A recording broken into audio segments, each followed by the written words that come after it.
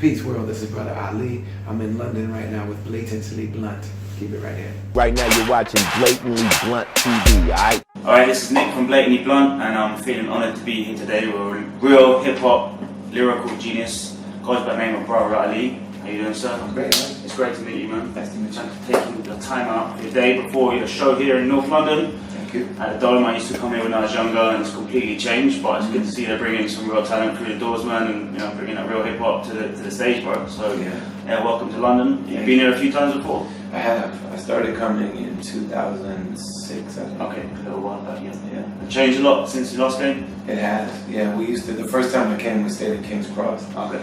And it's not like it is now. At that time, it was, at that time it was really run down. Run down. Yeah. And it felt like at nighttime. It felt like when you got caught dodgy. You know what I mean? But now it's like hipster. You know what I mean? Yeah, which is very similar to what happened in so many cities. You know what I mean? A lot of places that's like that. Harlem is that way, and like a lot of cities. DC, Washington DC is the same way.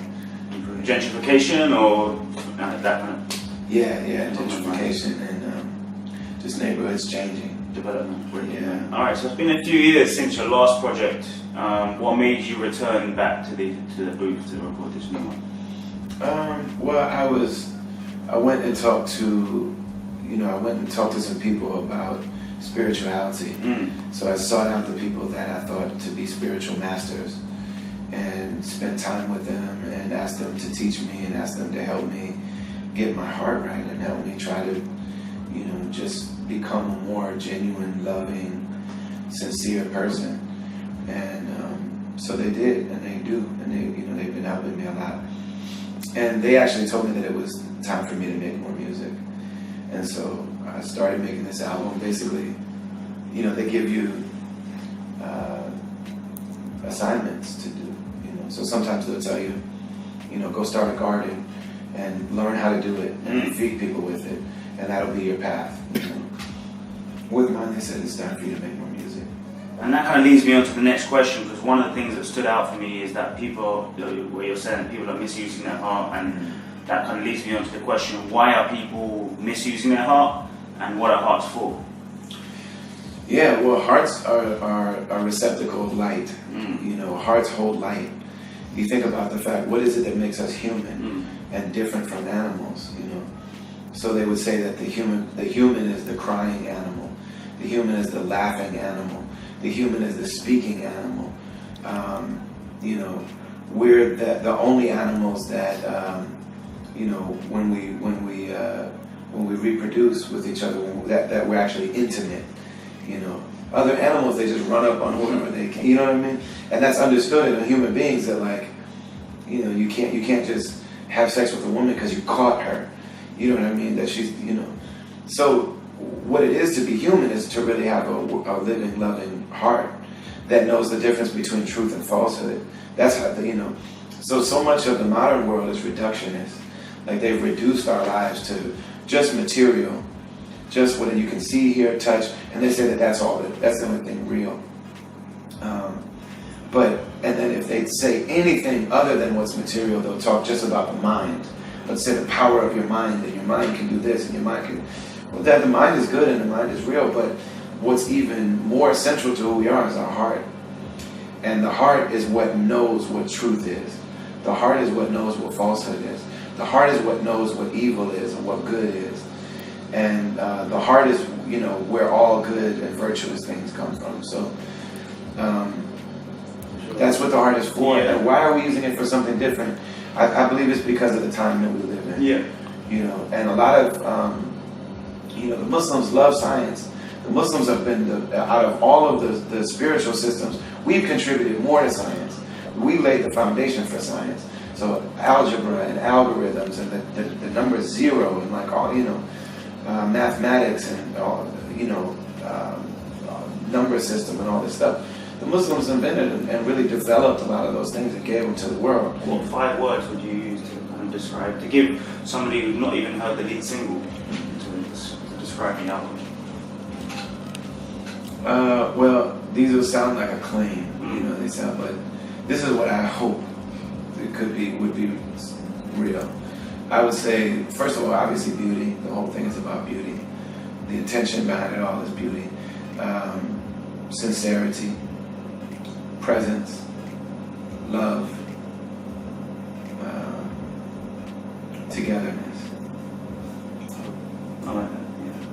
Yeah. Okay, so I mean, bringing it back to society, talking about all the issues that are happening in the States at the minute, would you say that we're living in a post-racial, post-bipartisan, the two questions there, society? Would you say that we've kind of gone past the kind of binary way of saying left, right, black, white? You think that things are more complicated than that nowadays? Or do you think it still stems down to the organic two? Yeah, well,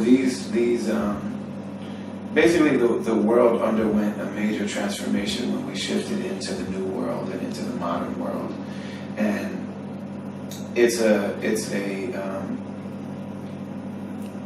modernity is about believing ourselves to be better than our ancestors, and nobody before us thought that.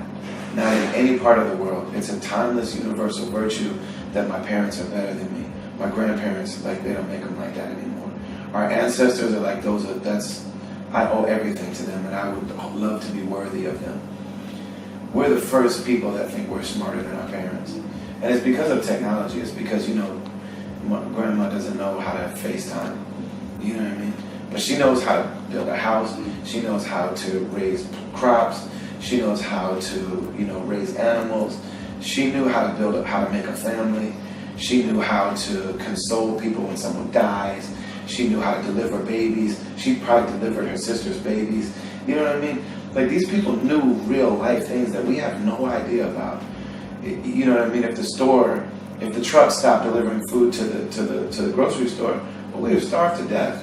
We don't know how to do anything. For our real lives, we don't know anything. They knew they were better than us, and so what changed that is the idea of race. So when the idea of race came, people really threw away, especially with the idea of whiteness. Like, people threw away their ties, their real life connection in terms of the way that they live life, the way that they determine their priorities, who they understand themselves to be, the meaning of our lives. We threw away the fact that we're connected to ancient Celtic people, or to Germanic tribes, or to, Polish, like what that really meant. We gave all of that up for the idea of being white. And say, well, okay, what does white mean? White means that I'm supposed to be superior to other people. It means I'm supposed to have power. It means I'm supposed to be dominating. It means that I have the right to own everything, everyone and everything. So, I think we're in a time now where people who have been called white start realizing, like, this wasn't for my benefit, because I'm still poor, and really it was the owners, the 1% that created that idea, and they did it so that because poor European people used to rebel against the landowners, and they used to rebel, and so how do we get those people to, like, buy into our program? Psychically and psychologically, you create this idea of whiteness. And so now we're in a place where the people who have been called white for 400 years, they're starting to realize, like, this wasn't for my benefit. I'm being used. And I don't want to be superior to anybody else. I've been trained to be that for 400, 500 years, though. So we're not going to get rid of that training just because we decide to. But then once I decide I don't want to be superior to anybody, or I don't think that I'm superior to anybody, but then who am I? You say, well, like, I'm an Englishman. What does that mean?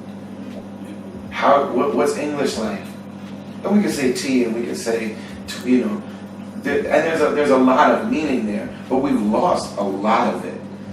Everywhere you go in the world, I mean, they're eating the same McDonald's, and they're watching the same Netflix, and they're doing the same so-and-so.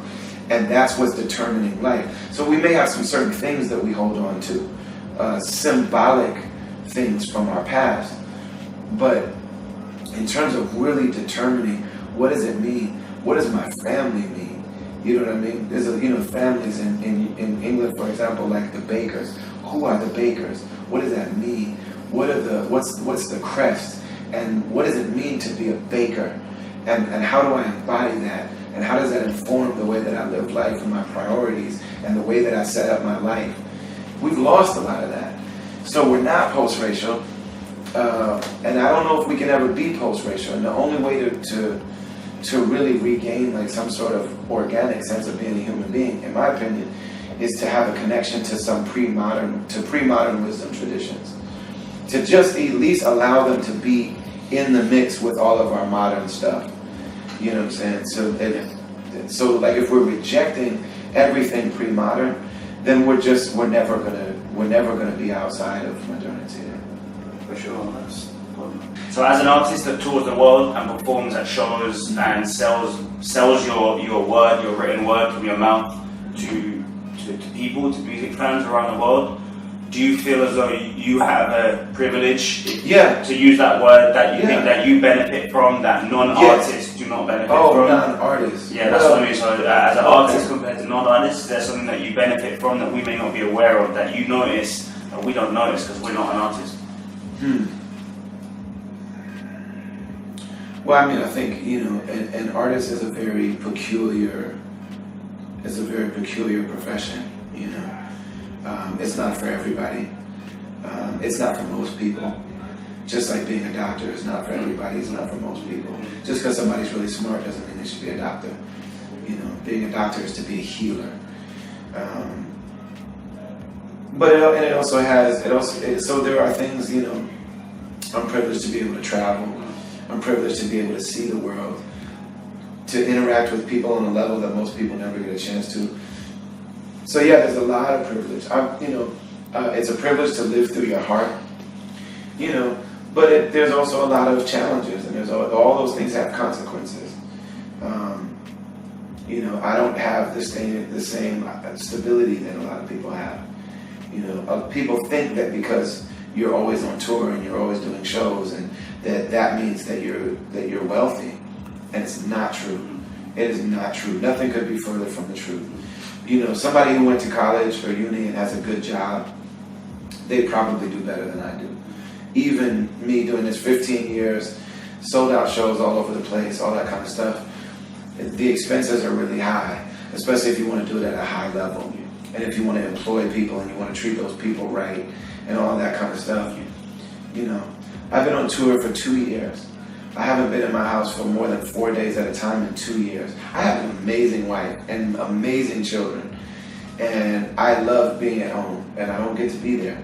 And when I get done from all of this touring, I've been, in the last couple of years, I've been to, the Middle East and Africa and Turkey and all over Europe and all over America and, Spain and all these beautiful places. When I get home, I'll probably have enough money where I don't have to work for like 2 months. And then I'm going to have to get back into it again. You know what I mean? And there's nobody that will give me a check. Just because I work hard doesn't mean I'm guaranteed to make money. So there are privileges and benefits, and then there are also, and also it can be very heartbreaking too, to live through your heart all the time. Definitely. Yeah, as you know. Yeah, man. Yeah, for sure. Hip hop in 2017, it's a very polarized space. Are there any particular artists that have emerged particularly strong in 2017 that really grabbed your attention that you've been impressed by? Yeah, I think there's a lot of great hip hop, and I even like. I won't have any bad feelings or judgment about like what they call like mumble rap or anything like that. I refuse to do it because those people came from us. And so, like, if we hate them or we, think they're stupid or something like that, they're our kids. So, we have to love them, embrace them, look for the good in what they're doing. There was a time that all of this stuff is black music. It's black genius. And there was a time in black music when scatting was very popular. You know what I mean? Ski-bop, dee-dee-dee-boo, ba-da-da. Those weren't words. You know what I mean? And people were like, we wouldn't look back at Ella Fitzgerald and say, that's nonsense. You're mumbling. You know what I'm saying? That was about the energy and about the cadence and about the musicality of it. And so I think we should always embrace them. But that's not my favorite type of music. But would you say Logic is somebody that's impressed you? I'm interested to know because he's got a message which really connects with me. I haven't lived his life, but I definitely feel like what he's saying is relevant when I hear it. Is that somebody who's grabbed your attention? I think he's a great rapper, man. I think he's a great rapper. I think that he's trying to be very sincere. I think that so my wife works at a suicide crisis hotline. She's becoming a counselor. She's getting a master's degree to be a clinical therapist. So right now our internship, that's what she does. And when Logic put out that song talking about suicide prevention hotlines, she has kids, bro, that call her all the time. Like she'll do a whole shift with people calling in because they're on the brink of committing suicide. And she said the oldest caller I got is 13 years old. And they're calling because of him. So like he's got my respect forever just for that song. Yeah. There are some things that like what he was doing with like Neil deGrasse Tyson on his album and all that. That didn't speak to me at all. You know what I mean? But he's a great rapper. He seems to be a really genuine, sincere person. So yeah, I like him a lot. But I mean, I love Sob Rock. This woman from Atlanta. I think she's really amazing. I really like Rhapsody a lot. I still haven't heard Sahara Prince album, but everybody that I know talks about how dope it is. I just haven't had a chance to listen to it yet. I've been traveling and stuff, but I can't wait to hear that. And and I love Kendrick, and I love Jay-Z's album, and I love J. Cole, and there's a lot of good music, man. Atmosphere still makes great music. A$AP Rock is rapping better now than he's ever rapped before. You know what I'm saying? Tech Nine still like, you know what I mean? Extremely high level of rapping. There's a lot of like really dope music. Man, I just recently came to the realization that Lil Wayne is one of the greatest of all time. And that's and that's an unpopular opinion. He's dope, especially in my circle of artists. But I mean, he has so much music, and like regardless of what you think about the type of metaphors he does, every single line he's doing something. Like there's no throwaway lines. Every line he's doing some sort of like simile or like he's doing something in every single line for so many years and songs and like he's amazing, man. And his musicality, like he sounds like a blues man. You know what I'm saying? And he comes from Mississippi, so like, yeah, man. Yeah, I love it. One reason why a certified hip hop fan should listen to your new album. I think that if for no other reason, I'm offering something that's very unique. Yeah. What you'll hear on my album, you're not going to hear in other music, and so you deserve to at least know what it is. And if you don't like it, that's fine. Like you don't have to like anything. But I think that people deserve to know that my music exists and to at least be able to hear it and experience it. That if you don't check out everything, then you can't say that you're a hip hop head. Yeah. Thank you, Jordan. Thank you very much.